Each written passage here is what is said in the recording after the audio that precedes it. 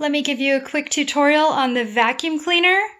So first of all, to just start vacuuming, you'll take the cord, plug it in, and then there's no button to lift it back. You'll just put your foot on the base, hold it in place, and just allow it to snap back.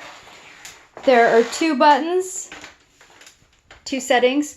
This first one, when you push the red button to the first notch, the beater on the front is going to spin, and that's for hard floors. If you push it to the second option, you'll see this other one spin.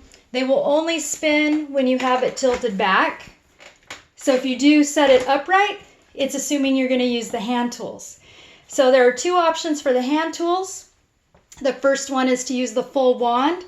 And so there's a button on the side here. You'll lift that, the whole thing up after you push the button. And there are some tools on the side here. Here's a small tool, and then there's also a crevice tool on this other side. If you wanted to just have more control with just this hand part, there's another button here at the top.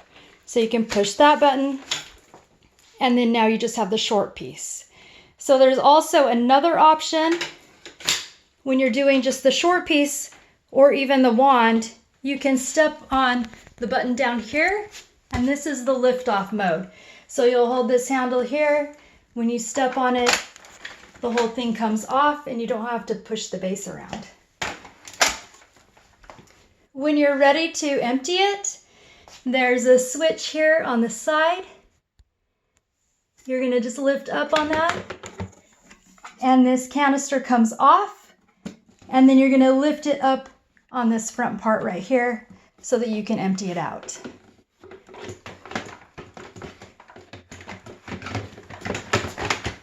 And then you just snap it back into place,